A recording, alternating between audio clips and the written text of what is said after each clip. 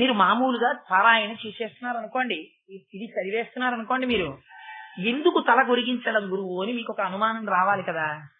అదేమిటండి అంత నమ్ముకున్న ఆయన చుట్టూ తిరిగితే తల గొరిగించడం ఏమిటండి, తల వెంట్రుకలు ఎందుకు తీయించడం బాబా గారికి, మీకు అనుమానం రావద్దు.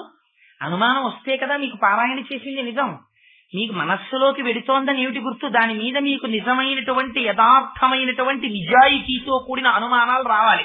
అంటే అదే పనిగా ఇప్పుడు వాళ్ళు వచ్చినట్టు అనుమానాలు వచ్చేయమని కాదు నా ఉద్దేశ్యం. కీలకమైన చోట్ల తలగొరిగించడం అంటే దాని ఉద్దేశ్యం మనందరం కూడా వెంకటాచలం వెడతాం, శ్రీశైలం వెడతాం, సింహాచలం వెడతాం, అన్నవరం వెడతాం. పెడితే ఏం చేస్తాం, తలనీలాలు ఇచ్చేసామంటాం. తలనీలాలు ఇచ్చేసామని చెప్పి ఏం చేస్తాం, వెళ్ళి టామ్ ష్యూరింగ్ షెడ్స్ అని ఉంటాయి, అంటే కళ్యాణ కట్ట, దాన్ని చవరశాల అందరూ మీరు చాలా జాగ్రత్తగా గుర్తుపెట్టుకోవాలి. చవరశాల వేరు, కళ్యాణ కట్ట వేరు. కొంతమంది అమాయకంగా కొన్ని ప్రశ్నలు వేస్తుంటారు, ఏమండి చీకటి పడ్డాక తలనీలాలు ఇవ్వచ్చా?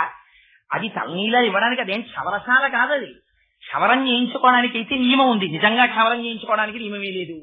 అన్నం తినేసి మధ్యాహ్నం ఆఫీస్కి వస్తూ స్కూటర్ దిగి అక్కడికి వెళ్ళి తువ్వాలి కప్పుకుని షేవ్ చేయించుకొచ్చేస్తున్నారు. దానికి నియమం, ఎప్పుడు పడితే అప్పుడు అలా చేయించుకోకూడదు. అసలు ఇంకా నిజాయితీగా మాట్లాడితే ఆచారకాండ ప్రకారం వీడు చవరశాలకు వెళ్ళి చేయించుకోకూడదు, ఇంటికి చురకుడు వచ్చి చెయ్యాలి. అయితే మనం అంతరం పాటిస్తున్నావా అంటే అది వేరు మాత్రం కొన్ని మహాప్రభు నేను దాని గురించి ప్రస్తావన చేయట్లేదు. ఇప్పుడు కళ్యాణ కట్ట అంటే దాని పేరు చవరశాల అని పెట్టారా? నీకు చీకటి పడ్డాక చేయించుకుంటావా, శుక్రవారం చేయించుకుంటావా, మంగళవారం చేయించుకుంటావా, ఏకాదశి నాడు చేయించుకుంటావా, ద్వాదశి నాడు చేయించుకుంటావా? అయితే చవరానికి అయితే నియమాలు. దాని పేరు చవరశాల అని పెట్టినప్పుడు నీకెందుకు ఈ నియమాలు? అది కళ్యాణ కట్ట. కళ్యాణ కట్ట అంటే ఏమిటి దాని ఉద్దేశ్యం అంటే, భగవంతుడు శరీరంలో ఇన్నుండగా ఏమీ వద్దని ఈ వెంట్రుకలు పుచ్చుకోవడం ఏంటి?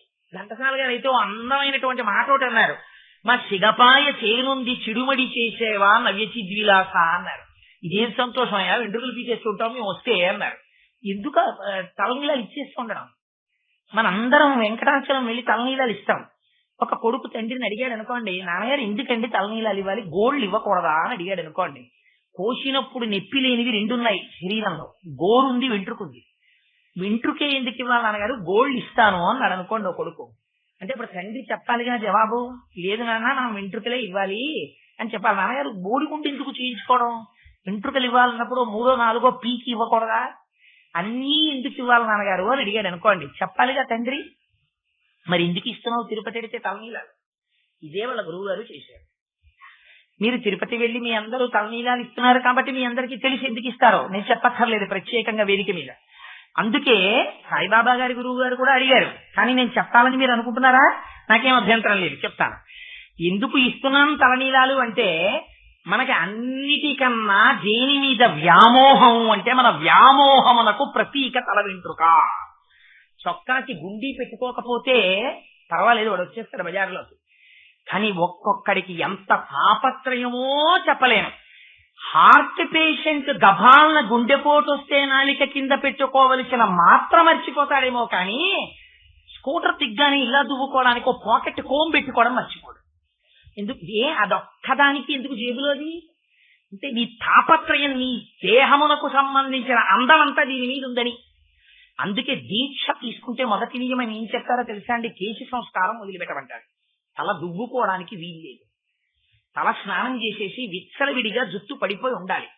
అంటే మరిచిపోయాడు, శరీరమునందు తాదాత్మ్యత లేదు, జుట్టు దువ్వుకోవాలన్న విషయం మరిచిపోయి ఉన్నాడు. ఎందుకు మరిచిపోయాడు అంటే, భగవంతుని యొక్క నిరంతర స్మరణ యందు జుట్టు దువ్వుకోవాలన్న విషయం కూడా జ్ఞాపకం రాలేదు. అందుకే దీక్షితుడు కనపడితే వెంటనే నమస్కారం చేస్తారు, మరి దీక్షితుడండి. బాబాగారి జీవితంలో ఈ 3 మాటలకి చాలా ప్రాముఖ్యత ఉంది. అల్లా మాలిక్ అన్న మాటకి, అల్లా మాలిక్ అనేటటువంటి మాట భక్తి భావాన్ని, భక్తి తత్వాన్ని ఆవిష్కరింపచేస్తుంది అని నిన్నటి రోజున చెప్పాను. ఇంకా శ్రద్ధ, సాబూరి, ఈ రెండింటిని గురించి వారు చెప్పారు. ఇది చెప్పడం ప్రస్తావన చేసేటప్పుడు కథాంశంగా దాన్ని చాలా తక్కువ ప్రస్తావన, కానీ ఆ శ్రద్ధ, సాబూరి వారి జీవితంలో జరిగినటువంటి ప్రతి ఘట్టంలోనూ ఆంతరముగా పూలదండలో దారం దాగున్నట్టే మీకు ద్యోతకం అవుతూ ఉంటుంది. ఇది స్ఫుటంగా ఎప్పుడు బయటికి వచ్చే ఈ మాటలు అంటే, ఒకానొకప్పుడు రాధాభాయి దేశ్ముఖ్ కనబడేటటువంటి ఒక భక్తురాలు, ఆవిడ ఒక వృద్ధురాలు. ఆవిడ ఒకసారి షిరిడీ గ్రామానికి వచ్చారు బాబాగారి దర్శనం చేయడం కోసం. వచ్చిన తరువాత బాబాగారి దర్శనం చేశారు.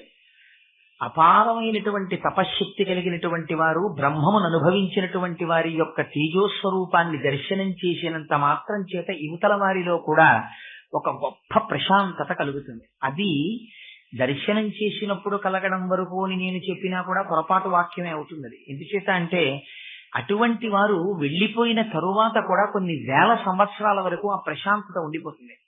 ఇది మీకు రామాయణం చెప్తున్నప్పుడు నేను ఋష్యశృంగ మహర్షి యొక్క తపస్సు గురించి చెప్పి ఉన్నాను. అది ఆ తర్వాత శంకరాచార్య స్వామి వారు అరణ్యంలో కూర్చుని ఉండగా ఒక పాము పడగ విప్పి కప్పకి నీడ పట్టింది. ఎందుకు ఇక్కడ పరస్పర విరుద్ధమైనటువంటి ప్రాణులు స్నేహంతో మెలుగుతున్నాయని ఆయన ధ్యానం చేస్తే అది ఋష్యశృంగ మహర్షి తపస్సు చేసినటువంటి ప్రదేశము అని ద్యోతకమైంది. అక్కడే ఇవాళ శృంగగిరి పీఠాన్ని పెట్టారు శంకర భగవత్పాదులు. అదే శృంగేరి పీఠము అని మనం పిలుస్తూ ఉంటాం. అందుచేత తపస్సంపన్నులైనటువంటి మహాపురుషులు, ఆత్మతత్వాన్ని అర్థం చేసుకున్నవారు, ఆత్మసాక్షాత్కారములు పొందినటువంటి వారు, పరమాత్మగా నడచినటువంటి వారు ఎక్కడెక్కడ ఉంటారో అటువంటి వారి యొక్క దర్శనం చేసినంత మాత్రం చేత అవ్యాజమైనటువంటి ప్రశాంతత కలుగుతుంది. మీకు నేను ఈ సందర్భంలో ఒక విషయాన్ని ప్రస్తావన చేయాలి. రమణ మహర్షి దగ్గరికి కొంతమంది వస్తూ ఉండేవారు. ఒకసారి నేపాల్ నుంచి ఎవరో వచ్చారు. వారు వచ్చేటప్పుడు కొన్ని ప్రశ్నలు రాసుకున్నారు అడగాలి అని. కానీ వారికి నేపాలీ భాష మాత్రమే వచ్చు, రమణ మహర్షిని అడగడానికి అవకాశం లేదు. అందుచేత వారు ఏం చేశారంటే తమిళ భాషలో మాట్లాడగలిగినటువంటి ఒక సేవకుణ్ణి తెచ్చుకుని నేపాలీ భాషలో తనకున్న అనుమానాలు వారికి చెప్పారు. వారు తమిళ భాషలో రాసుకుని రమణ మహర్షిని అడగాలనుకున్నారు. రమణుల యొక్క సన్నిధానానికి వెళ్లి కూర్చున్నారు. వారేం మాట్లాడలేదు, మౌనంగా ఉన్నారంతే. కొంతసేపు అయిపోయిన తర్వాత ఈ నౌకరు వారితో కలిసి బయటికి వచ్చాడు, ఆ నేపాల్ నుంచి వచ్చిన వారితో. వచ్చి వారి ఏ ప్రశ్నలకి జవాబులు కోరుకుంటున్నారో అవన్నీ చెప్పేస్తే అన్నీ విన్న తర్వాత ఆయన ఆశ్చర్యపోయాడు. ఇవన్నీ నీకు ఎలా తెలిసి, నా పక్కనే ఉన్నావు, నువ్వు అడగలేదు కదా అని అడిగాడు. నాకు వారి ముఖమండలాన్ని వీక్షించేటప్పటికే అడగవలసిన ప్రశ్నలకి జవాబులు ద్యోతకమైపోయాయని చెప్పాడు. రాజేంద్ర ప్రసాద్ గారికి కూడా అదే జరిగింది. నిన్న రాజమండ్రిలో ఒక సభలో నేను ఆ విషయాన్ని ప్రస్తావన చేశాను కూడా. అందుకని మహాపురుషుల యొక్క సన్నిధానానికి వెళ్లి కూర్చునేటప్పటికే మీకు ఒక అవ్యాజమైనటువంటి ప్రశాంతత కలుగుతుంది. అందుకే మీరు చూడండి, ఒక్కొక్క ఇంటి వైభవం ఒక్కొక్క పురుషుడితో పూర్తయిపోతుంది.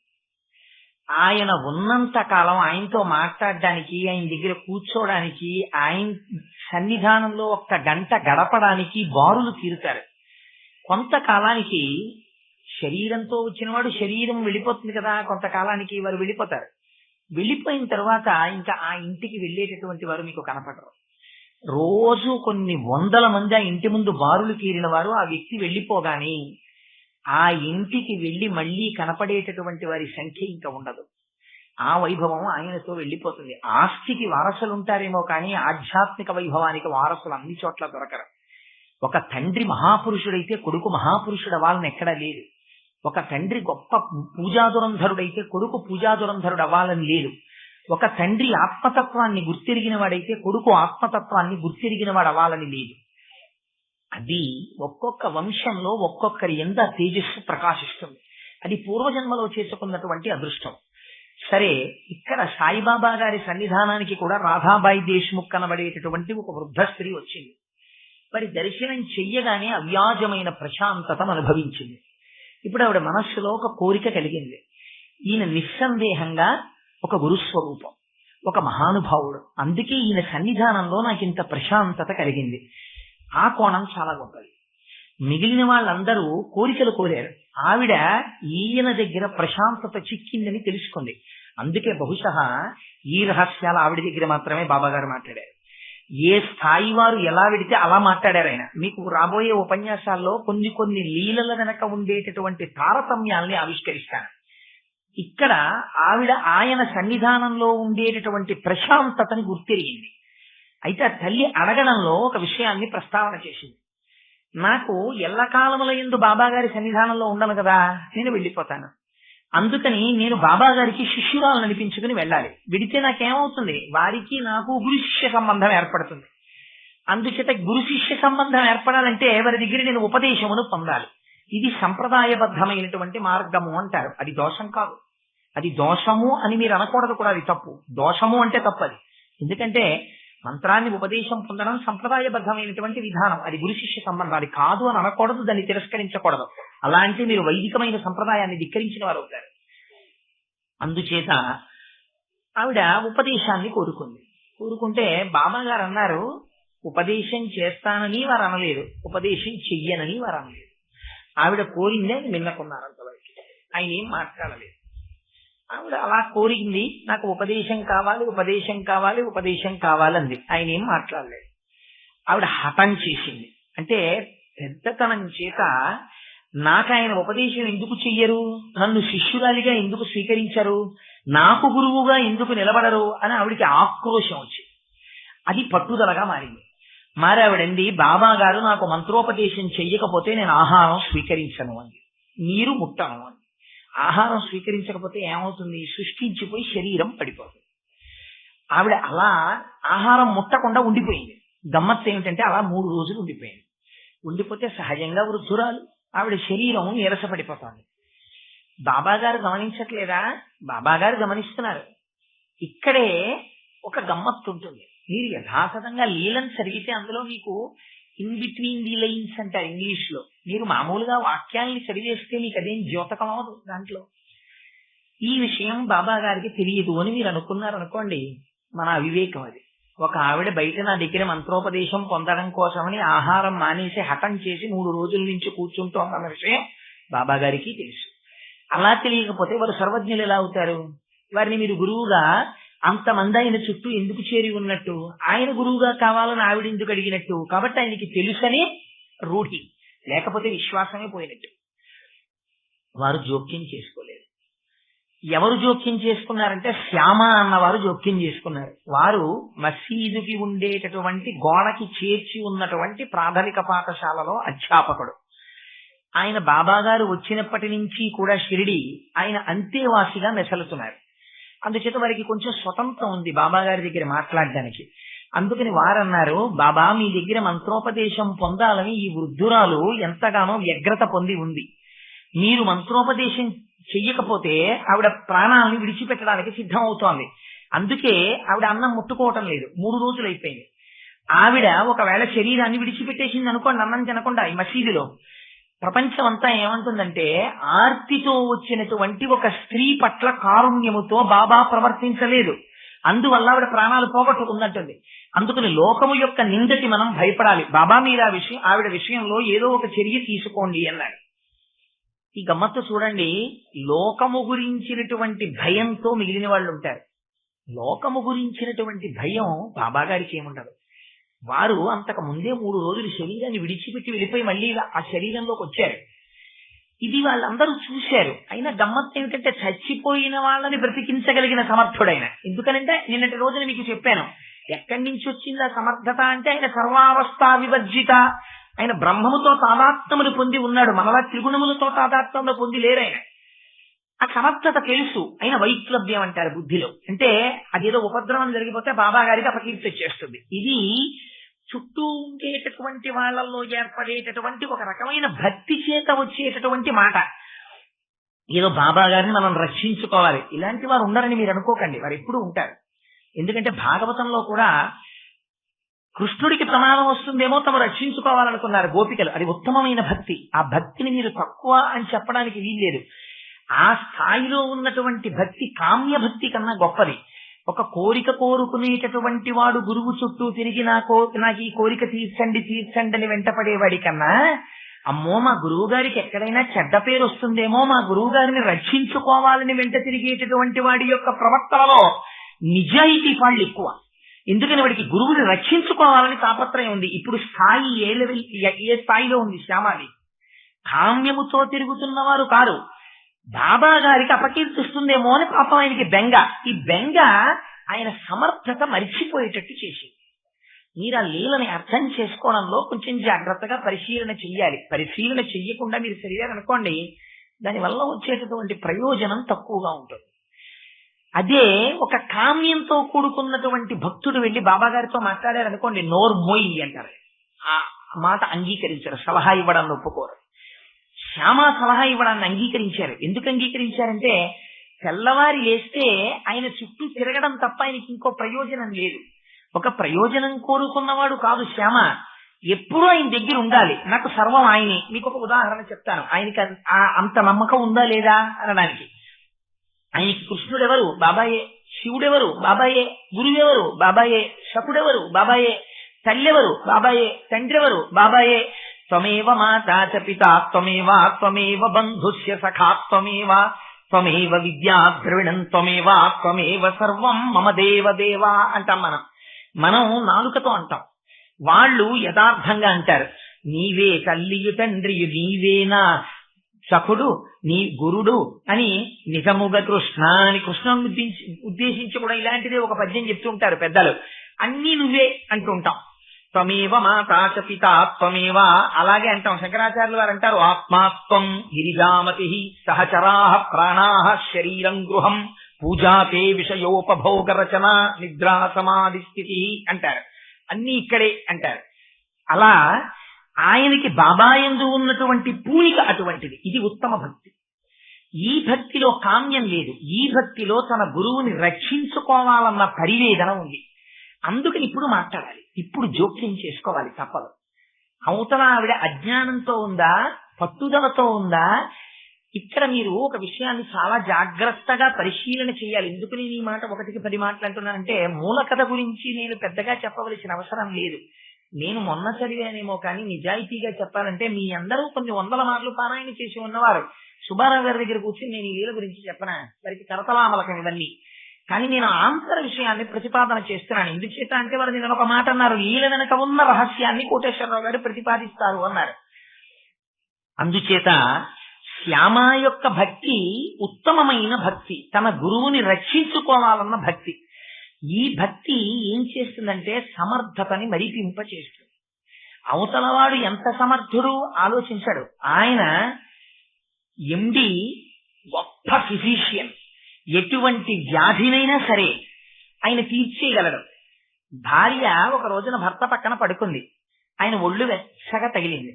భార్య అంటుంది, ఏమండి మీ ఒళ్ళు వెచ్చగా ఉంది, మీకు జ్వరం వచ్చిందేమో, మాత్ర వేసుకోండి. మీకు అనేటప్పటికి అశ్రద్ధ, సరిగ్గా వేసుకోరు, ఒక్కసారి మా అన్నయ్యని పిలిపిస్తాను, ఆయనకి 5 పేషెంట్లు ఉండరు. కానీ తన బావగారు అనేటప్పటికీ చాలా జాగ్రత్తగా చూస్తాడు. ఒక్కసారి మా అన్నయ్యని కూడా పిలుస్తాను, వాడితో చర్చించి ఏదైనా మంది వేసుకోండి, ఇవాళకి హాస్పిటల్ మానేయండి, మీరు వెళ్ళకండి, ఇవాళకి నా మాట వినండి, మీరు ఇవాళ అలా కాదు, మీరు సరిగ్గా తింటలేదు, మీరు ఎప్పుడు పేషెంట్లు 18 గంటలు 16 గంటలు తిరుగుతున్నారు, ఇలా అయితే నేను ఒప్పుకోనుసమండి, మీరు ఇంకా కొన్నాళ్ళు తగ్గించుకోండి.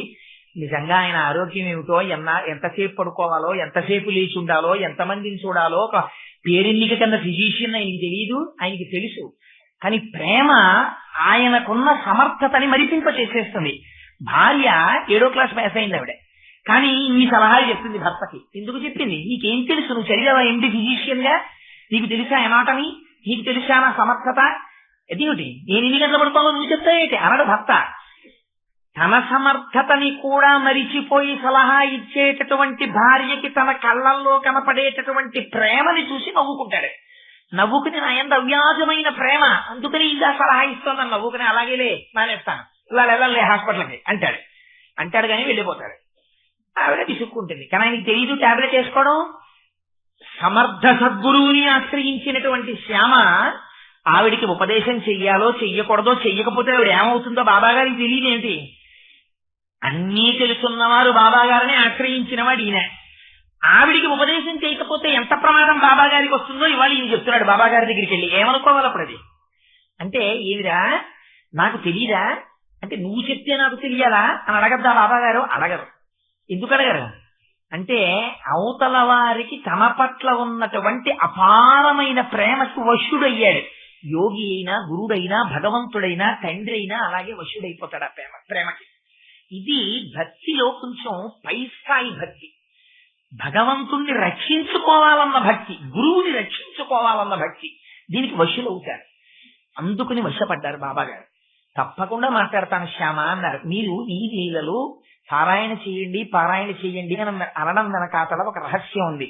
బాబా మీతో ఎప్పుడు మాట్లాడతారో తెలుసండి. మీరు కోరికలు కోరినప్పుడు ఆయన ఏం మాట్లాడరు.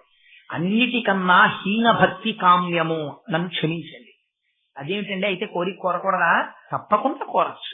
నన్ను అడగకపోతే ఎవరిని అడుగుతారు? అర్థార్థి స్వామి చెప్పేశాడు భగవద్గీతలో, నన్ను కోరిక కోరచ్చయా నేను తీరుస్తానన్నాడు. కానీ అస్తమానం కోరికలతో బాబా దగ్గరికి వెళ్ళడం హేయమైన విషయము.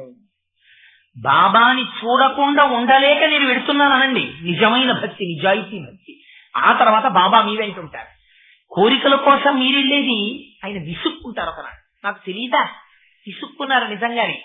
ఇలాగే కోరికలతోటే వస్తారు. ఆధ్యాత్మిక భాండాగారంలో ఉన్న వస్తువులు ఎవరికి అక్కర్లేదని విసుక్కున్నారు.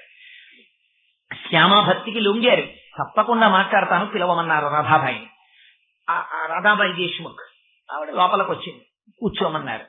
ఏమమ్మా ఇంత హఠం చేస్తున్నావు? నీ కొడుకు లాంటి వాడినమ్మా, ఈ భిక్షువు మీద నీకింత ఆగ్రహమా?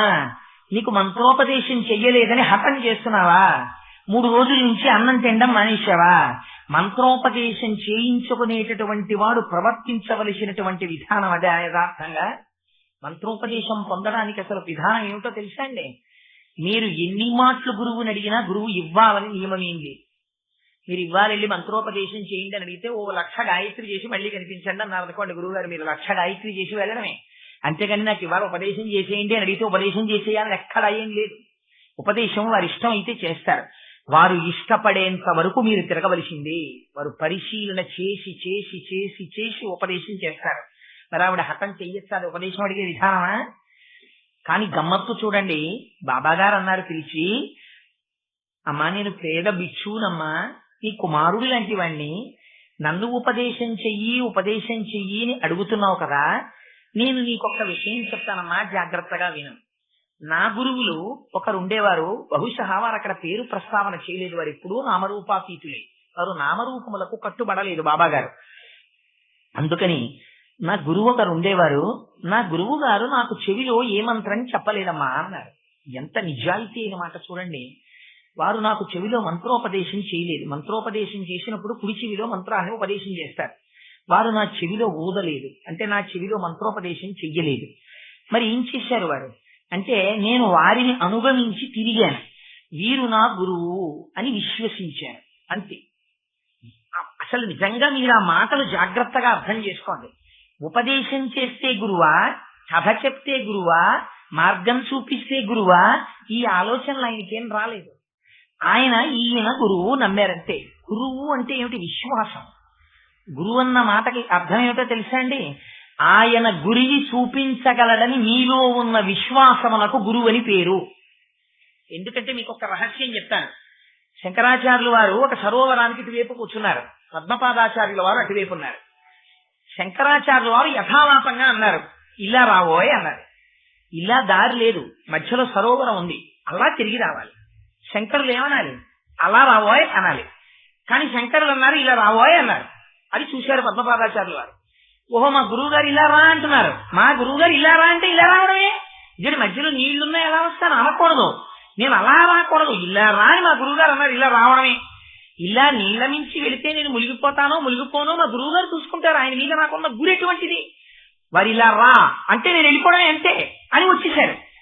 అసలు శంకరుడు చూడలేదు, అది గమ్మత్తు. ఆయన అలా వస్తారనే అనుకున్నారు. ఇక్కడ ఇలా రా అని శంకరాచార్యుల వారు కళ్ళు మూసి కూర్చున్నారు. శంకరాచార్యుల వారి మీద గురితో పద్మపాదాచార్యుల వారు నీటి మీద వస్తున్నారు. శంకరుల మీద శిష్యుడికి ఉన్న గురికి పద్మములు పుట్టి కాళ్ళ కింద పట్టాయి మునిగిపోకుండా. కాళ్ళ కింద పద్మములు పట్టబడిన వాడు కాబట్టి ఆయనకి పద్మపాదుడని పేరు వచ్చింది.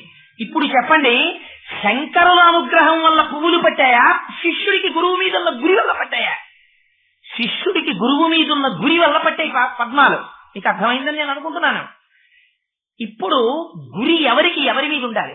గురువు శిష్యుల్ని ఇవరే అటు వెళ్ళిపోకండ్రా, ఇటు వెళ్ళిపోకండ్రా, నా వెంటే ఉండండ్రా, నన్ను నమ్మండ్రా అని గురువు గారు వీడుకోవాలా?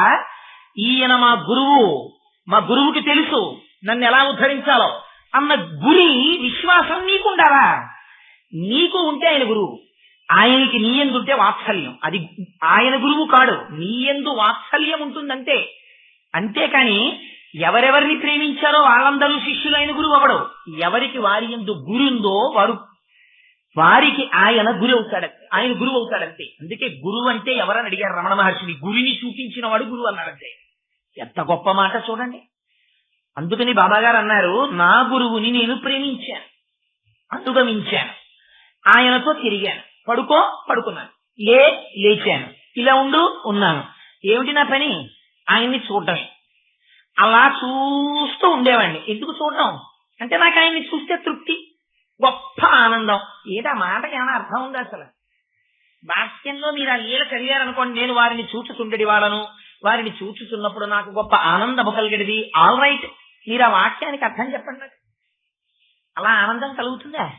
ఏమిటి వారిని చూస్తూ అలా కూర్చుంటే ఆనందం కలగడం ఏంటి అంటే, వారు మీ గురువు అని మీకు లోపల నమ్మకం ఉందనుకోండి, వీరు నన్ను ఉద్ధరించగలిగిన మహాపురుషుడు అన్నటువంటి విశ్వాసం మీకుందనుకోండి, ఎంతసేపు వారి వంక అలా చూస్తున్నా చదివి తీరదు. అలా చూసి చూసి చూసి చూసి చూసి చూసి భ్రమర కీటక న్యాయం అంటారు. గమ్మత్తు ఏమిటంటే, పువ్వు లోపల కీటక ఉంటుంది, పురుగు ఉండి పువ్వులో తిరుగుతుంటుంది. అక్కడికి గండు తుమ్మెద వస్తుంది. దాని కళ్ళు భయంకరంగా ఉంటాయి, ఇలా పైకి పొటమరించి ఉంటాయి. కాసేపు కందిరీగ అనుకోండి, కందిరీగ మామూలుగా వచ్చి ఇలా తిరుగుతోంది అనుకోండి, నేను ఉపన్యాసం చెప్పగలనా? ఆ కందిరీగని ఇలా అంటాను, ఎందుకని కందిరీగ యొక్క ఝంకారం అటువంటిది. అదొచ్చి పువ్వు మీద ఇలా తిరుగుతోంది అనుకోండి, ఝంకారం చేస్తూ చప్పుడు చేస్తూ, అక్కడే ఉన్న ఇంత పురుగుకి భయం వేస్తుంది. భయం వేసి అలా కందిరీగ వంక చూస్తూ ఉండిపోతుంది. ఇంకది పారిపోవడానికి మార్గం లేదు. అందుకని తన సర్వశక్తులు దాన్నే చూస్తూ ఉండిపోతాయి. అంతే. అలా చూస్తూ ఉండిపోవడంలో ఈ పురుగు కందిరీగ అయిపోతుంది. అయిపోయి అది కూడా ఎగిరిపోతుంది. అదేంటంటే అలా ఎలా అయిపోతుంది అంటే, అది సృష్టి రహస్యం. దాన్ని భ్రమర కీటక న్యాయము ఉంది శాస్త్రం. పురుగు భ్రమరం అయిపోయినది అంటే ఎందుకు అయిపోయినది? తదేకముగా చూచుట వలన. మీరు అయస్కాంతాన్ని పట్టుకెళ్ళి దాని మీద ఒక సూది పెట్టి బాగా రాపాడించారనుకోండి, రాపాడించి రాపాడించి రాపాడించి గుండు సూదిని పట్టుకెళ్ళి ఇంకో గుండు సూదికి తగిలించారనుకోండి, ఈ గుండు సూది కూడా అయస్కాంతం అయిపోయి వేరే గుండు సూదిని పట్టుకుంటుంది. గుండు సూది అయస్కాంతము చేత ఆకర్షింపబడవలసినది. అటువంటి గుండు సూది అయస్కాంతం ఎలా అయింది? అయస్కాంతమునకే తగులుకుని రాపాడడం వల్ల గుండు సూదికి అయస్కాంత ధర్మం వచ్చేసింది. ఒక కీటకానికి భ్రమర ధర్మం వచ్చేసింది. తన గురువునే ఉపాసన చేసి తానే గురువు అయిపోయాడు. ఇప్పుడు గురువుకి శిష్యుడికి అభేదం. నేను అలా అయ్యాను. ఇప్పుడు నాకే ఉపాసన ఉంది చెప్పు అంటే, దాని అర్థం మంత్రోపదేశాన్ని సాయిబాబా గారు తిరస్కరించారని ఉందా అందులో? నాకు చెప్పండి. అలా తిరస్కరించి మాట్లాడేటటువంటి వ్యక్తి అయితే, అనేక మతాల్లో ఉన్న సారాంశాన్ని కూడా అంగీకరించిన మహాపురుషులుగా బాబా గారి గురించి మీరు చెప్తున్నప్పుడు లీకి మాటలు మాట్లాడి సంప్రదాయబద్ధంగా మంత్రోపదేశం చేసి ఉద్ధరింపబడిన శిష్య కోటి లక్షల్లో ఉండగా, కోట్లలో ఉండగా దాన్ని బాబా తిరస్కరిస్తారా? అది తిరస్కరించలేదు బాబా. ఆ మార్గాన్ని వారు విమర్శించలేదు. అది వద్దు అని చెప్పలేదు. అది ఒక మార్గం. కానీ నేను ఎంచుకున్న మార్గం, నాకు నా గురువును ఉద్ధరించిన మార్గం, నేను నా గురువుని ఉపాసన చేశాను. ఏం చేశాను? గురువునే నమ్ముకున్నానంతే. ఆయన ఒక మాట అన్నారు, నాకు త్రిమూర్తులు నా గురువే అన్నారు. నాకు బ్రహ్మ నా గురువులో కనబడ్డారు, నాకు విష్ణువు నా గురువులో కనబడ్డారు, నాకు శివుడు నా గురువులో కనపడ్డారు. గురుగీత ఏం చెప్పిందో తెలుసా అండి? బాబా గారు ఏం చెప్పారో అదే చెప్పింది. గురుగీత అంది, అత్రినేత్ర శివ సాక్షాత్ వివాహుష్య హరిస్మృత అంది. గురువు అంటే ఎవరో తెలుసా? 3 కన్నులు లేకుండా ఉన్న పరమశివుడు. లవాటమునందు 3వ కన్ను కనపడదు, నీలాగే ఉంటాడు 2 కళ్ళతో. త్రినేత్ర శివ సాక్షాత్. ఆయన ఎక్కడుంటారో అక్కడ మంగళం. ఏమిటి మంగళం? ఆయన 4 చేతులతో ఆయన రక్షణ చేస్తాడు, స్థితికారుడు. ఆయన ఎప్పుడెప్పుడు లోకమునకు ఉపద్రవం వస్తే అప్పుడప్పుడు రక్షణ చేస్తాడు. కానీ గురువు 2 చేతులతోనే ఉంటాడు. 2 చేతులతో ఉన్న గురువు స్థితికారుడు. శ్రీ మహావిష్ణువు ఎలా రక్షిస్తారో తన సంకల్ప మాత్రం చేత గురువులు అలా రక్షిస్తారు. అందుకే గురు పాదుకల్ని ఇంట్లో పెట్టుకుని పూజ చేస్తారు. గురువుకి నమస్కారం చేసినంత మాత్రం చేత గురువు యొక్క రక్షణ నిలబడిపోతుంది. గురువు సంకల్పం చాలు. శిష్యుడికి ఉపద్రవం వస్తోందని గురువు కనిపెట్టాడు అనుకోండి, గురువు అభిషేకం చేసి నా శిష్యుడు రక్షింపబడుగాక అని ఒక సంకల్పం చేశాడనుకోండి, పరమశివుడు కూడా చెనకడు, యముడు కూడా చెనకడు. సంకల్పం ఉంది, గురువుల ఆశీర్వచనం ఉంది, శిష్యుడు రక్షింపబడతాడు. అందుకని వివాహుష్య హరిస్మృత. అందుకని 2 చేతులతో కనపడుతున్నటువంటి శ్రీ మహావిష్ణువు ఆయనే సాక్షాత్తుగా యో చతుర్వదనో బ్రహ్మ, 4 ముఖములతో ఉన్నటువంటి బ్రహ్మ ఎవరో ఆయన నీ గురువు. 4 ముఖాలుంటే బ్రహ్మగారు ఏం చేస్తున్నారు? 4 ముఖాలతో వేదం పలుకుతున్నాడు ఆయన. వేదం అంటే ఏమిటి? విద్ అన్న ధాతువులోంచి వచ్చింది. విద్ అంటే ఏది తెలుసుకున్న తరువాత ప్రపంచములో వేరొకటి తెలుసుకోవలసిన అవసరము లేదో, ఏది తెలుసుకున్న తరువాత వేరొకసారి నువ్వు పాంచభౌతికమైన శరీరముతో ప్రపంచములో తిరగవలసిన అవసరము లేదో, అటువంటి దానిని తాను తెలుసుకుని రమించి 10 మందికి చెప్పకుండా ఉండలేక చెప్పినవాడు త్యాగమూర్తి అయి ఉపకారము కాని ప్రతిఫలమును కాని అపేక్షించక చెప్పకుండా ఉండలేక చెప్పిన త్యాగే నైకే అమృతత్వ మానసు అయి ఎవడున్నాడో వాడు బ్రహ్మ, వాడు చతుర్ముఖ బ్రహ్మ. అందుకని యో చతుర్వదనో బ్రహ్మ శ్రీ గురు రహిరుచ్యతే, ఆయనే గురుమూర్తి అయి ఉన్నాడు. వారికి నా నమస్కారం అంది గురుగీత. పార్వతీదేవికి పరమశివుడు చెప్పాడు ఈ రహస్యాన్ని. 3 మూర్తులు కలిపి కరచరణాదులతో భూమి మీద నడయాడుతున్న గురుస్వరూపమే మేము 3 కలిసి ఉన్నాం పార్వతి అని చెప్పాడు. ఇది బాబా గారు చెప్పారు. నాకు నా గురువులో బ్రహ్మ, విష్ణువు, శివుడు 3 కనబడ్డారు. నా గురువు నన్ను ఒడ్డునున్న తాబేలు చూసినట్టు చూశారు అన్నారు. ఎంత గొప్ప మాట చూడండి. తాబేలు, అందుకే అమ్మవారి గురించి చెప్తే మనం ఒక మాట చెప్తాం. అమ్మకి ఎప్పుడు చెప్పినా మీనాక్షి మీనాక్షి అని పేరు. వక్రలక్ష్మి పరీవాహ చలన్మి నభలోచన అంటాం అమ్మవారిని. చేపకొకదానికి తాబేలుకొకదానికి సృష్టిలో ఒక గమ్మత్తుంది. చేప తన పిల్లకి స్తన్యం ఇవ్వదు, తాబేలు తన పిల్లకి స్తన్యం ఇవ్వదు. తాబేలు నీళ్లలో ఎక్కడో ఉంటుంది, ఆ పిల్లలు ఒడ్డునో నీళ్లలోనో, అది ఉభయచరం కదా, ఒడ్డునుంటుంది నీళ్లలో ఉంటుందని చెప్పడం కుదరదు, ఎక్కడైనా ఉండొచ్చు. అలాగే చేప ఉభయచరం కాదు, నీటిలోనే ఉంటుంది. ఉన్నప్పుడు ఆకలి వేస్తుంది ఆ పిల్లలకి. ఆకలి వేస్తే అది ఒక్కసారి తన తల్లి వంక చూస్తుంది. ఇలాగా తల్లి ప్రియమార పిల్లల వంక చూస్తుంది. అంతే, వాటి కడుపు నిండిపోతుంది. నిండిపోయి పెద్దదైపోతుంది. పెద్దదైతే ఏం చేస్తుంది?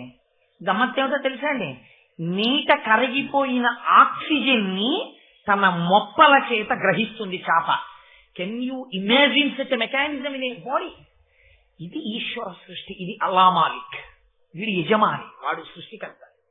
ఏ నీట నువ్వు మునిగితే ఆక్సిజన్ దొరక్క చచ్చిపోతున్నావో, ఆ నీట కరిగిన ఆక్సిజన్ ని మొప్పలతో గ్రహించుకు బతుకుతోంది చేప. నీకు లేని యంత్రాంగం దాని చేతిలో ఉంది. అదే చేప చెయ్యి పట్టి చేతికి దొరికి పైకొచ్చిందా నీకు ఆహారం, నువ్వు తినేస్తావు. ఏం చెప్తావు? ఇది అల్లా మాలిక్. ఏమి ఈశ్వర ప్రజ్ఞ? ఏమి దీనికి జవాబు ఎక్కడుంది? ఎవడు సృష్టించాడు దీన్ని? ఎవడు డిజైన్ చేశాడు? వాడు ఆ యజమాని. నీదా గొప్పతనం. అందుకని బాబా గారు అన్నారు, తాబేటి పిల్లలు తాబేటి చేత పోషింపబడినట్టు, చాప పిల్లలు చాప చేత పోషింపబడినట్టు, నేను నా గురువు యొక్క చూపుల చేత పోషింపబడ్డాను. అంటే ఇప్పుడు ఏమైంది? దృష్టి ప్రసారము జరిగినది. యథార్థము చెప్పాలంటే ఇంత జ్ఞానం ఎక్కడి నుంచి వచ్చింది అంటే, కేవలము తన దృష్టి చేత సమస్త శక్తులను బాబా గారి యందు ప్రవేశపెట్టారు. ఇక్కడ మళ్ళీ ఒక పెద్ద మిస్అండర్స్టాండింగ్ ఉంది ప్రపంచంలో. చాలా మంది తెలియక కొన్ని మాటలను యథేచ్ఛగా వాడతారు. అలా వాడకూడదు. తెలియనప్పుడు కొన్ని మాటల్ని వాడడంలో చాలా జాగ్రత్తగా ఉండాలి. ఒక శతజ్ఞని ప్రయోగిస్తే ప్రమాదం తక్కువ, ఒక మాటని తప్పుగా మాట్లాడితే ప్రమాదం ఎక్కువ. నేను చాలా మంది దగ్గర విన్నాను, బాబా గారి శిష్యులం, బాబా గారి భక్తులం అని చెప్పుకునే వాళ్ళు చాలా మంది బాబా గారికి సిద్ధులు అంటుంటారు. When you talk about siddhis, remember you are downgrading Baba. మీరు బాబాని చాలా కింది స్థాయికి దిగజారు చేస్తున్నారు. ఎప్పుడూ ఆ మాట మాట్లాడకూడదు. ఎందుకు మాట్లాడకూడదో మీకు చెప్తాను రహస్యాన్ని. సిద్ధుల గురించి తాపత్రయపడిన వారు బాబా కారు. ఒకసారి ఆయన నిరూపించారు ఈ ఘట్టాన్ని. సిద్ధులు వెంటపడ్డాయి ఆయన వెంట. సిద్ధు అంటే ఏమిటో, ఎందుకు వస్తాయో అసలు మీకు చెప్తాను దాని గురించి. సరే అమ్మా, నేను అలా పోషింపబడ్డానన్నా నా గురువు చేత. నా గురువు ఇదంతా జరిగిన తరువాత, నన్ను ఇలా ఆదరించిన తరువాత శిష్యుణ్ణి ఉద్ధరించడానికి గురువుకి అనేక మార్గాలుంటాయి. ఒక్కొక్కసారి నోరు విప్పి మాట్లాడతాడు, ఒక్కొక్కసారి నోరు విప్పి మాట్లాడడం, మంత్రోపదేశం చేస్తాడు. మననాత్రాయతే ఇది మంత్ర. మననం చెయ్యగా చెయ్యగా చెయ్యగా చెయ్యగా జ్ఞానం కలుగుతుంది. మంత్రం కూడా తక్కువ కాదు, అదే సామాన్యమైన విషయం కాదు. మంత్రోపదేశం చాలా గొప్పది. మంత్రసిద్ధి చేత ద్రష్టలై జ్ఞానులైన వారు ఎందరో ఉన్నారు. దాన్ని తక్కువ చేసి మాట్లాడడానికి ఎవరికి అధికారం లేదు ప్రపంచంలో. అది మన వైదికమైన సంప్రదాయం. దాన్ని మీరు ఎలా పక్కన పెడతారు? కుదరదు. చంద్రశేఖర పరమాచార్యులు వారు ఉన్నారు, మహానుభావులు అటువంటి వారుండగా మీరు ఎలా మాట్లాడతారు తక్కువ చేసి? బాబా అలా మాట్లాడలేదు. బాబా అన్నారు, నా గురువు చేత నేను ఇలా సిద్ధి పొందాను. చేత ఏ గురువు ఎలా ఎంచుకుంటే అలా అనుగ్రహిస్తాడు శిష్యుణ్ణి. నా గురువు నన్ను అలా అనుగ్రహించారు. నాకు సమస్తం ఏమిటో తెలుసా అమ్మా, నా గురువే. నేను నా గురువు సన్నిధానంలో ఉండగా నా వస్త్రాన్ని ఆయనే సమకూర్చారు, నా అన్నం ఆయనే సమకూర్చారు, నాకు అన్న వస్త్రాలకి లోటు లేదమ్మా అన్నారు. అంటే మీరు ఇక్కడ ఒక విషయం జ్ఞాపకం పెట్టుకోవాలి.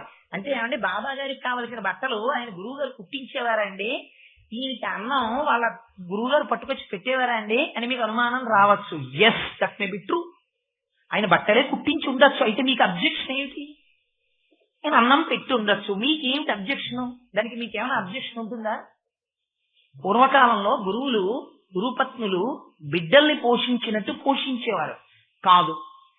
అసలు అన్నం ఎప్పుడు తినాలో శిష్యుడికి గుర్తు చేసి గురువుగారు అన్నం పెట్టారు. మీకు కష్టం అది? ఎందుకనంటే బాబా ఓ మాట చెప్పారు, నా గురు సన్నిధానములో నేను సమస్తము మర్చిపోయాను. వారి పక్కన ఒక బిడ్డడు పడుకున్నట్టు పడుకున్నాను, వారితో కలిసి తిరిగాను, వారు ఏం చెప్తే అది చేశాను. నా గురువుని చూస్తే చాలు ఆనందంలో పొంగిపోయాను, అలా చూస్తూ ఉండేవాడిని అంతే అని చెప్పారు.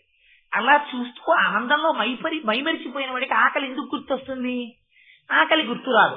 కానీ తండ్రి కొడుకు ఎలా అయినా ఎంసెట్ లో స్టేట్ ఫస్ట్ తెచ్చుకుందామని అన్నం తినడం కూడా డిస్టర్బెన్స్ అని, కాఫీ తాగడం కూడా డిస్టర్బెన్స్ అని, కాఫీ కూడా తాగకుండా అన్నం కూడా తినకుండా ఎంసెట్ పుస్తకాలు చదువుకుంటున్నటువంటి పిల్లవాడిని తండ్రి వచ్చి అలా చదవకరా, అలా చదివితే చాలా దెబ్బతింటావు ఆరోగ్యం, తీరా నువ్వు పరీక్ష కూర్చున్న తర్వాత నిద్ర వస్తుంది, అలా తినకుండా ఉండకూడదురా, తిను అని చెయ్యట్టుకు లాక్కొచ్చి అన్నం పెట్టినట్టు తననే చూస్తూ జగత్తునే మరిచిపోయిన తన శిష్యుడిని కిందకి తెచ్చి అన్నం తినకపోతే ఉపాధి పడిపోతుందిరా నాన్న, అన్నం తినరా అని పెట్టిన వాత్సల్యాన్ని జ్ఞాపకం చేసుకున్నారు బాబాగారు.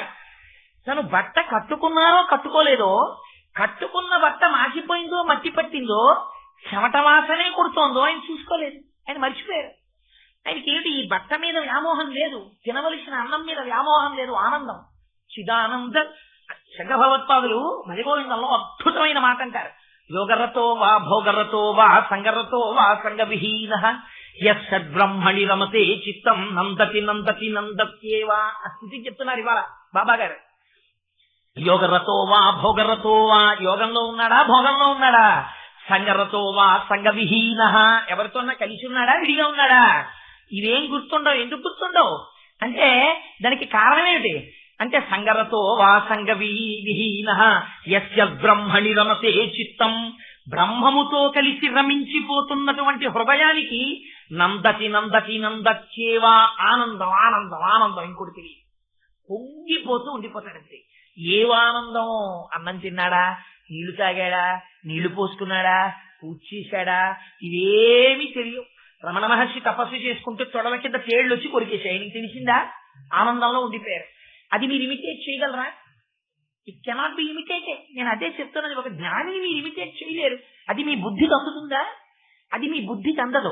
రమణ మహర్షి ఎంతసేపు పూజ చేసేవారండి అని మీరు అడిగారు అనుకోండి, అది ఒక మూర్ఖ ప్రశ్న, అది తెలిసి తెలియని వాడు వేసేటటువంటి ప్రశ్న. ఒక నవ్వు నవ్వుకోవాలంటే మీరు. రమణ మహర్షి పూజ చేయడం ఏంటే, జపోజల్పశిల్పం సకలమపి ముద్రా విరచన. ఆయన ఇలా చేయి తిప్పితేనే ముద్ర అయిపోతుంది, ఆయన లేచి నడిస్తే ప్రదక్షిణం అయిపోతుంది, ఆయన నోట్లో ఏదైనా వేసుకుంటే యజ్ఞం అయిపోతుంది, ఆయన పడుకుని నిద్రపోతే సమాధి అయిపోతుంది. ఎందుకైపోతుంది? ఆయన మహాజ్ఞాని, బ్రహ్మముతో రమిస్తున్నాడు, బ్రహ్మముగా నిలిచిపోయాడు. అంతే తప్ప ఆయన ఎంతసేపు పూజ చేశారండి, ఆయన అన్నం తినేవారా అండి, ఎన్ని గంటలకు అన్నం తినేవారండి, వేశారు ఇలాంటి ప్రశ్నలు, అర్థం లేని ప్రశ్నలు. జ్ఞానుల దగ్గరికి వెళ్ళి అడిగారు చాలా మంది. అడిగితే వారు చాలా ఉదాసీనంగా వాటి గురించి జవాబు చెప్పేవారు. వారి స్థాయి అంతే, ఏం చేస్తాం మరి అని ఇలాంటి సమాధానాలే చెప్పేవారు. ఒక్కొక్కసారి బరస్ట్ అయిపోయారు, అసహించుకున్నారు. రమణులకి కూడా కోపం వచ్చేది, పెద్ద పెద్ద కేకలేశారు. ఒకసారి ఒకటి గురువుల గురించి చాలా తక్కువ చేసి మాట్లాడితే. సో ఎందుకు చెప్తున్నానంటే నేను ఈ విషయాలన్నీ, మహానుభావుడు బాబా గారు తన గురువుని చూసేటప్పుడు ఆ ఆనంద తన్మయత్వంలో అన్నీ మరిచిపోయారు. మరిచిపోతే అన్నం గురువు పెట్టారు, వస్త్రం గురువు ఇచ్చారు. ఆయన చెప్పుకున్నారు, అమ్మ ఇంకే నా గురువు నాకేం చేశారో తెలుసా అమ్మా, నేను ఇంత ప్రేమిస్తే నా తల గొరిగించాడమ్మా. నా తల గొరిగించి నన్ను 2 పైసలు అడిగాడు దక్షిణ. నేను 2 పైసలు దక్షిణ ఇచ్చానమ్మా మా గురువుకి. నువ్వు కూడా అలాగే ఉండడం నేర్చుకో. నువ్వు కూడా నీకు ఏ మంత్రోపదేశం అక్కర్లేదమ్మా. ఎందుకు మంత్రోపదేశం అక్కర్లేదన్నారు అంటే, don't make it a common judgement అయితే. మీరు వెంటనే మంత్రోపదేశాలు ఏవి పనికిరావని బాబా గారు చెప్పారు, ఆ మాట మీరు చెప్పవద్దు. అది వైదిక సంప్రదాయం. అలా అనడానికి మీకు అధికారం ఎక్కడుంది? బాబా గారు అలా చెప్పలేదు. తను ఏది పొందారో ఆ మార్గాన్ని తన శిష్యులకి చెప్పారు. పరంపరాగతము అని ఒకటి ఉంటుంది. మనం మాట చెప్తాం, సదాశివ సమారంభాం శంకరాచార్య మధ్యమాం అస్మదాచార్య పర్యంతాం వందే గురు పరంపరాం అంటాం. అంటే నేను ఏ మార్గంలో ఉన్నట్టు? నేను అద్వైత మార్గంలో ఉన్నాను అని గుర్తు. నేను ఏ జగద్గురువుని ప్రార్థన చేశానో తత్సంబంధమైన తత్వము యందు నేను విశ్వాసం ఉన్నవాడను అని గుర్తు. అందుకని నేను అదే చెప్తానని గుర్తు. దాన్ని నమ్మాను అని గుర్తు. అలాగే గురు పరంపర చెప్తాం. వారి పరంపర ఏంటి? వారు మంత్రోపదేశమును పొందిన పరంపరలో రాలేదు. వారికి మంత్రోపదేశం అవసరమా? సిద్ధి పొందడానికి అనేక మార్గాలు ఉన్నాయి. వారి గురువులు వారిని ఆ మార్గంలో తీసుకెళ్లారు. వారు ఆ స్థితిలో పొందారు. ఒక కీటకము భ్రమణం అయితే మీకు అబ్జెక్షనా? అది ప్రకృతి ధర్మం అవుతుంది. అట్మోస్ట్ కాన్సన్ట్రేషన్ తో అలా కందిరీగా వంక చూసి పురుగు కందిరీగా అయిపోతుంది. నేను ఒప్పుకోనండి అలా అవడం అన్నారు అనుకోండి. మీ ఒప్పుకోవడంతో సంబంధం ఉందా? మీరు ఒప్పుకోకపోతే మానేయండి. అది అయిపోయిందంటే అది వెళ్ళిపోయింది. బాబా గారికి అంతే. నేను అలా ఒప్పుకోనండి, ఆ పద్ధతి మానేయి. ఆయనకి నష్టమా? నువ్వు ఒప్పుకోకపోతే నువ్వు పాడైపోతావు అంతే. నువ్వు కూడా అయిపోవు. నీ అజ్ఞాన స్థాయిలో ఉండిపోతావు. పాడైపోవడం కూడా ఏమి ఉండదు.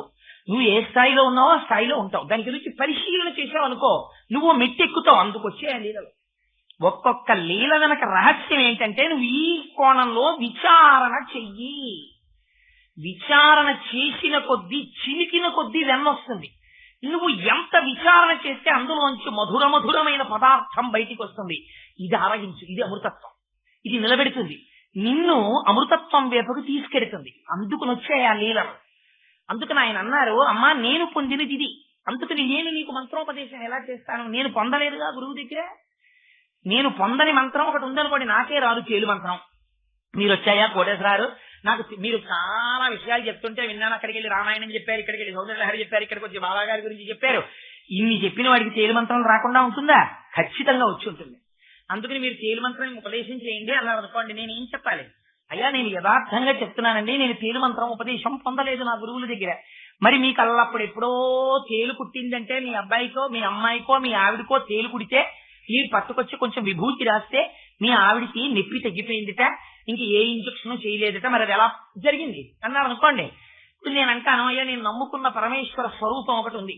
ఆ పరమేశ్వర స్వరూప సంబంధమైనటువంటి స్తోత్రం చదువుకుంటూ వాడు నాకు దిక్కు అని ఓం త్రయంబకం యజామహే సుగంధిం పుష్టివర్ధనం పూర్వారుకమివ బంధనాన్ మృత్యోర్ముక్షీయమృతాత్ అంటూ విభూతి పెట్టాను, తగ్గింది. తప్ప నాకు తేలుమంత్రం రాదండి, నేను ఇప్పుడు తేలుమంత్రం ఉపదేశం పొందిన వాడును కాను అన్నాను అనుకోండి. అంటే మీరు అన్ని ఉట్టిది అలాగంటారు కోటేశ్వరారు, మీకు తేలుమంత్రం రాకపోవడం ఏంటంటే మీకు వచ్చే ఉంటుంది తప్పకుండాను. ఇన్ని శ్లోకాలు చెప్పారు, ఇన్ని పద్యాలు చెప్పారు, ఇన్ని ఉపన్యాసాలు చెప్పారు, ఇంకో తేలుమంత్రం మీకు రాదంటే మేము నమ్మమండి, మీకు వచ్చి ఉంటుందన్నారు అనుకోండి. మిమ్మల్ని తృప్తిపరచడానికి మీకు తెలియదుగా ఉపదేశం చేయకపోతే, మీరు అప్పటిదాకా ఉపదేశం పొందలేదంటే మీకు తెలిసేది తేలు మంత్రం, మీకు తెలియదు కదా.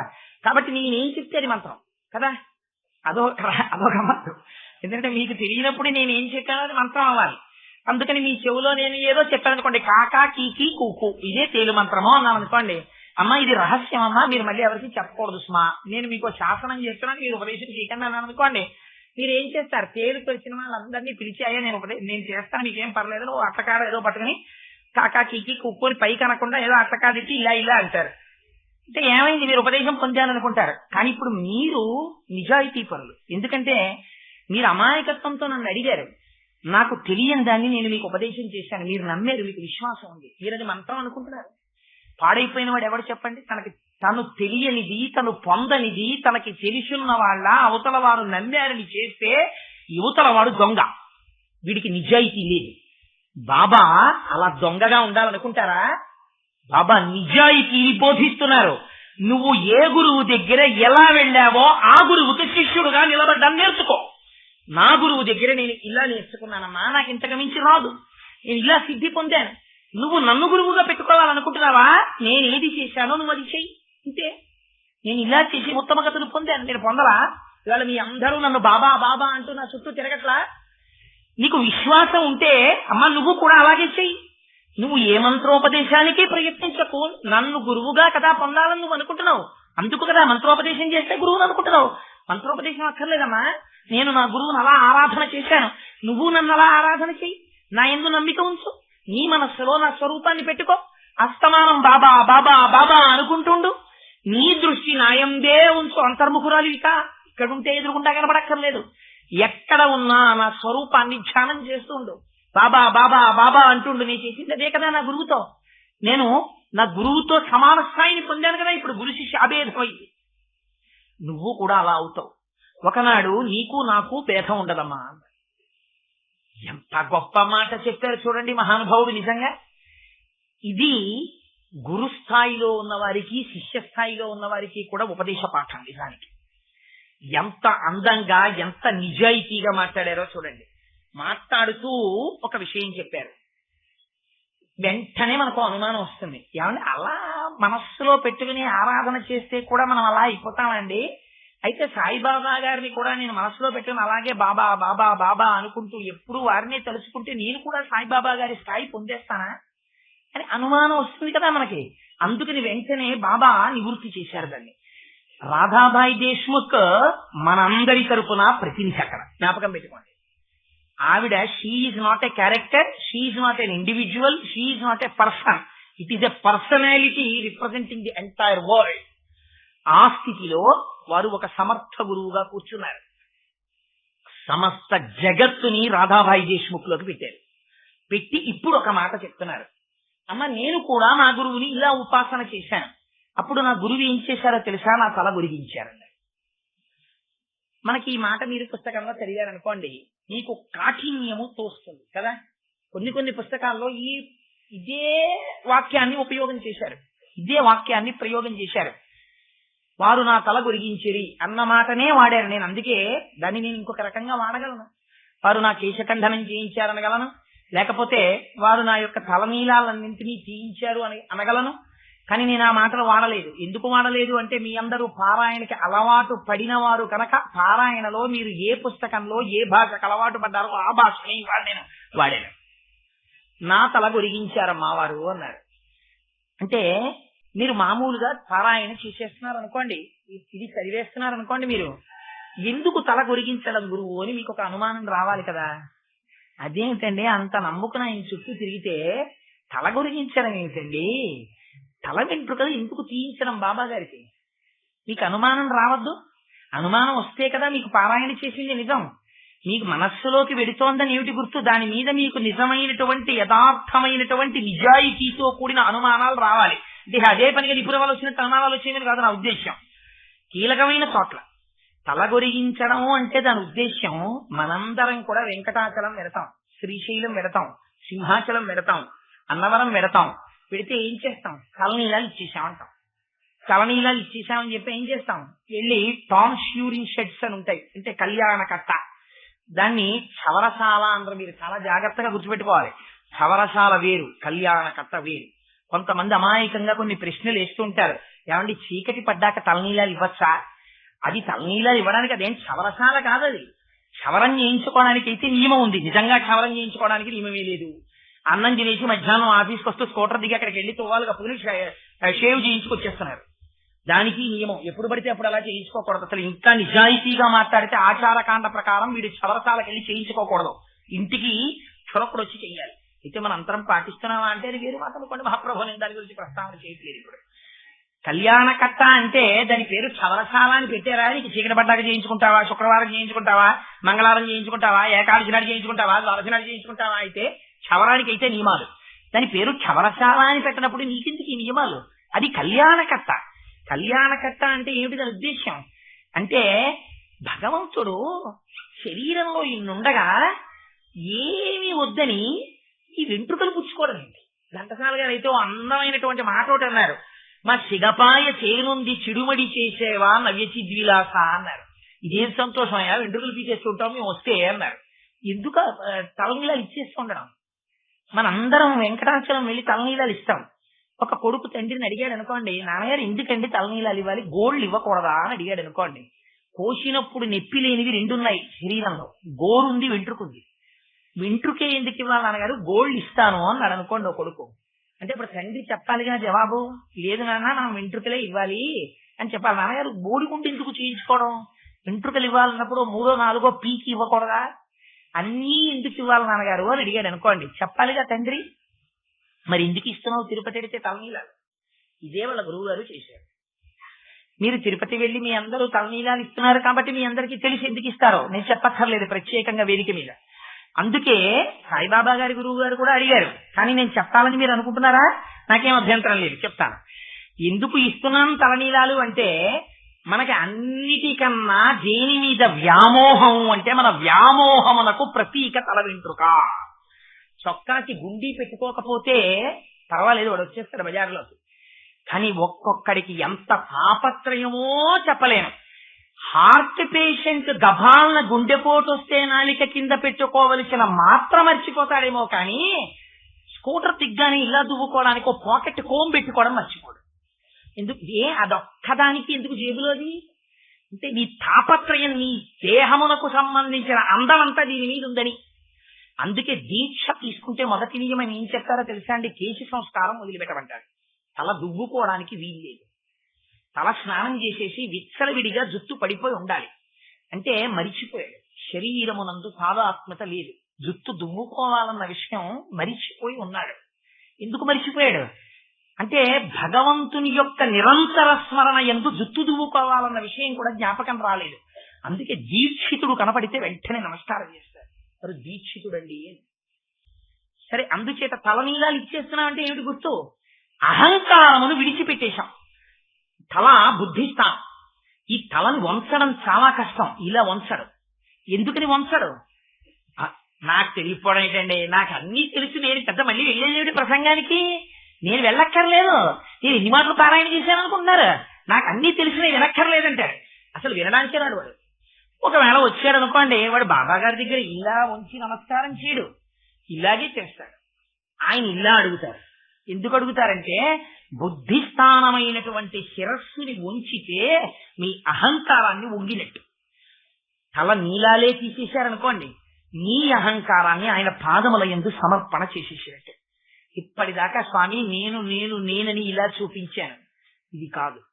దీని లోపల ఉండి నిర్వర్తిస్తున్నటువంటి మంగళ స్వరూపుడవు నువ్వు. నువ్వు ఉండడం గొప్ప, నువ్వు చేయించడం గొప్ప. నేను నేనన్న అహంకారమా గొప్ప? అహంకారం గొప్ప కాదు తండ్రి, నేను కాదు. నేను నీ పాదదాసుడను, నేను నీ కింకరుడను, నీ సేవకుడను. ఇన్ని మాటలు నాకు చెప్పడం చేత కాదు. అందుకని నా అహంకార పరిత్యాగం చేసేశారనడానికి గుర్తుగా నా తల నీలాలు సమర్పించేస్తున్నాడు అని తల నీలాలు విడిచిపెట్టేస్తాడు. గురువు దగ్గర సమర్పించవలసినది కూడా అహంకార పరిత్యాగం చేయాలి. అందుకే గురువుల దగ్గరికి వెడితే ఎప్పుడూ కూడా తను సాధించినటువంటి విజయములను ఏకరవు పెట్టకూడదు గురువుల దగ్గర. అందుకే సుందరకాండలో తను దాటినప్పుడు ఎంతమంది రాక్షసుల్ని చంపారో వానరులకు చెప్తారు హనుమ. రాముడి దగ్గరికి వెళ్ళేటప్పటికి సీతమ్మ వైభవం చెప్తారు, కానీ తన గొప్ప చెప్పరు. ఎందుకు చెప్పారు? యథారూపాం యథావర్ణాం యథా లక్ష్మీం చ నిశ్చితాం అస్త్రౌషం రాఘవస్యాహం తేజమా సాధితామయా. సీతమ్మ ఎలా ఉంటుందని రాముడు చెప్పాడో అలాంటి సీత నాకు దర్శనమైందన్నారు. ఆత్మ ఎలా ఉంటుందని చెప్పేది గురువు చెప్తాడు. ఆ గురువు దగ్గరికి వెళ్ళి తనెలా ఆత్మ సాక్షాత్కారం పొందాడో మళ్ళీ గొప్పగా గురువుకి చెప్పకూడదు. గురువు గారు నేను ఇంత తపస్సు చేశానండి, తపస్సు చేసినప్పుడు ఇలా అయిందండి, తపస్సు చేసినప్పుడు అలా అయిందండి. ఈ గురువు దగ్గర నువ్వు నేనన్న మాట ప్రయోగించకూడదు. గురువు గారు మీ పాద దాసునండి, మీ చేతి పనిముట్టునండి, నేను అనుభవిస్తున్నదంతా గురువు గారు మీ యొక్క అనుగ్రహం అండి, నా సర్వము మీరే, మీరు తప్ప నాకు అనన్య శరణాగతి, నాకు వేరొక దిక్కు లేదు, మీరే నాకు సమస్తమని గురుపాదముల దగ్గర. అందుకే గురువుకి నమస్కారం చేసేటప్పుడు చేసే నమస్కారం వేరు, మిగిలిన వారికి చేసే నమస్కారం వేరు. పెద్దలకి మీరు నమస్కారం చేస్తే ప్రవర చెప్పి చేస్తారు, ఇలా కుడి చెయ్యి ఎడం చెయ్యి మీద వేసి. ఇంకా కొంత స్థాయిలో చేస్తే కుడి చెయ్యి పైన వేసి ఎడం చెయ్యి ఇలా పెట్టి పాదములు పట్టి నమస్కారం చేస్తారు. గురువుకి నమస్కారం చేసేటప్పుడు అలా చేస్తే సరిపోతుంది. శాస్త్రాంగం చెయ్యాలి గురువు దగ్గర కనీసం. అప్పుడు మా ఇంట్లో దీవాన్ అడ్డొచ్చిందండి, కుర్చీ అడ్డొచ్చిందండి అన్నారనుకోండి, శిరస్సు గురువు పాదములకు తగలాలి నమస్కారం చేసేటప్పుడు, తగిలేటట్టు నమస్కారం చెయ్యాలి. అహంకార పరిత్యాగం జరిగినప్పుడు ఆ వినయానికి గురువు పొంగిపోతాడు. పొంగిపోయి నోటి వెంటో మాట వచ్చేస్తుంది, శివో రక్షతు అంటే. శివ నువ్వు రక్షించదవుగాక అంటాడంతే, రక్షింపబడతాడు. ఈ పారవస్యం గురువు పొందుతాడు. గురువు వేరొక దానికి లొంగడు. దేనికి లొంగుతాడు? కేవల శుశ్రూషకే లొంగుతాడు ఆయన. అందుకే రాముడు ఎలా లొంగాడు? సత్యేన లోకాన్ జయితి దీనేన్ దానేన రాఘవ గురువున్ శుశ్రూషయా ధనుషా యుధిశాస్త్రవాన్. మనకి చూపించాడు ఆయన. గురువుల్ని ఎలా వశం చేసుకున్నాడు రాముడు?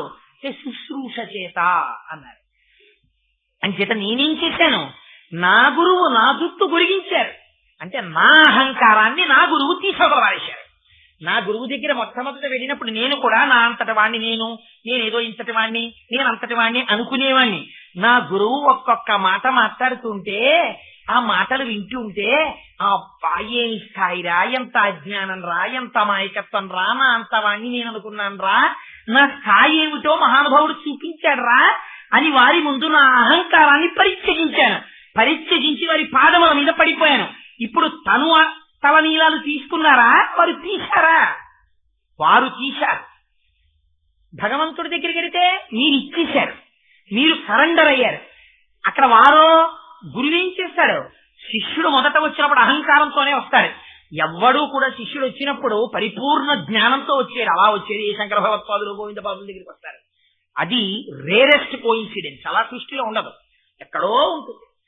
అది అలా శిష్యుడు వచ్చినప్పుడు అహంకారంతో వస్తాడు. అంత బాబా గారు తన గురువు గురించి మాట్లాడితే నా గురువు నా తల గొరిగించారని చెప్పారు. నా గురువు నా అహంకారాన్ని తీశారు. ఇప్పుడు గురువుది గొప్ప, తనది గొప్ప? గురువుది గొప్ప. బాబాలో అహంకారాన్ని తీసిన వాడు బాబా గురువు గారు. నువ్వు బాబాని గురువుగా నమ్మి సమర్థ సద్గురు సాయినాథ మహారాజ్కి జై అనాలంటే ఇట్ ప్రీసపోజెస్ ఏ కండిషన్. నీ అహంకారాన్ని బాబా తీసేశారని నువ్వు అంగీకరించగలగాలి. నీ అహంకారాన్ని బాబా పాదాల దగ్గర నువ్వు విడిచిపెట్టాలి. విడిచిపెట్టి నువ్వు నిలబడాలి. నిలబడి ఈ మాట చెప్పాలి. ఇది బాబా తన లీలలో తన నోటి వెంట ఈ మాట చెప్పారు. చెప్పడంలో లీలకున్నటువంటి వైభవం అది, దాని వైశిష్ట్యం అది. అందుకని నా తల నా గురువు గురిగించారు, నా అహంకారాన్ని నా గురువు తీసేశారు. ఇప్పుడు నేను లేదు, నేనన్న ఫాల్స్ నేను లేదు, అబద్ధపు నేను లేదు. ఏది అబద్ధపు నేను? దీన్ని చూపించి దీనికున్న వైభవాన్ని చూపించి నేనన్నాం. ఈ ఉపాధి దీనికి చాలా వచ్చు అని పొంగిపోవడం, ఇది చాలా పొడుగ్గా ఉంటుంది పొంగిపోవడం, దీనికి ఉద్యోగం ఉంది పొంగిపోవడం, ఇది ఇంత తింటుంది పొంగిపోవడం, దీనికి 2 బిడ్డలున్నారు పొంగిపోవడం, దీనికి ఒక పెళ్ళం ఉంది పొంగిపోవడం, దీనికి దండలేస్తారు పొంగిపోవడం. ఇన్ని ఎక్కడ వెళ్ళిపోతాయి? మాకురు ధన జన యవ్వన గర్వం హరతి నిమేషత్కాల సర్వం మాయామయమిదమఖిలం హిత్వా బ్రహ్మపదం తం ప్రవిశ్వవిదిత్వా. ఒక్క మాట అన్నారంటే శంకరాచార్య గారు, ఇన్నిటినీ కాలం ఒక్కటే తినేస్తుంది రా అన్నారు. ఇంతే గురువు అంటే. ఏమన్నారు? కాలం వచ్చి లోపలున్న దాన్ని పైకి తీసేసింది అనుకో, దీనికి వేస్తున్న దండలు వేరొక దానికి పడతాయి, ఆఖరి దండలు. దీనికున్న భార్య ఆ జన్మతో ఇక సరి, దీనికున్న బిడ్డలు ఆ జన్మతో సరి, దీనికున్న ఐశ్వర్యం ఆ రోజుతో సరి, దీనికున్న ఉద్యోగం ఆ రోజుతో సరి. అటెండెన్స్ లో ఆ డేట్ తర్వాత ఎర్రింకుతో కొట్టేస్తే ఎక్స్పైర్డ్ అని సో డేట్ అని రాసేస్తారు. ఆనాటి వరకే జీతం డ్రా చేస్తారు. ఇందులో ఉన్నది విడిచిపెట్టి దీనితో సాధాత్మత పొందిన నాడు దీనిని కాలస్వరూపంలో ఈశ్వరుడు తీసేస్తే దీనితో ఉన్నవన్నీ కూడా ఎగిరిపోతాయి. కానీ ఈ అహంకారాన్ని ఇందులో ఉండగా గుర్తించి ఇది కాదురా, ఇందులో ఉన్నది నేను రా అని గుర్తించేట్టు అహంకారాన్ని తన వాక్ ప్రజ్ఞతో గురువు తీస్తున్నాడు. తీసి స్వస్వరూప దర్శనం చేయిస్తున్నాడు. ఇది తల గురించడం. ఎంత గంభీరమైన మాట మాట్లాడారో చూడండి వారు. అది ఒక చిన్న మాట, 7 రోజుల ప్రసంగం ఆ ఒక్క మాటకి చాలు. ఎంత మహోత్కృష్టమైన మాట. సాయి ఏకాదశ సూత్రములని 11 చెప్తారు, కానీ నా దృష్టిలో ఈ మాట అన్నిటికన్నా గొప్పది. నా గురువు నా తల గురిగించారన్న మాట బాబా లీల అర్థమైతే డాండ నిడదంబుల జాండము నిండ మత్త వేదండముని ఎక్కి చెప్పుకుంటాను. ఎప్పటికైనా నా అహంకారం పోతే నా గురువు నా తల గొరిగించారని చెప్పుకుంటాను. ఏనుగెక్కి ఢంకా బదలగొట్టి చెప్పుకుంటాను. బాబా చెప్పుకున్నారు. బాబాని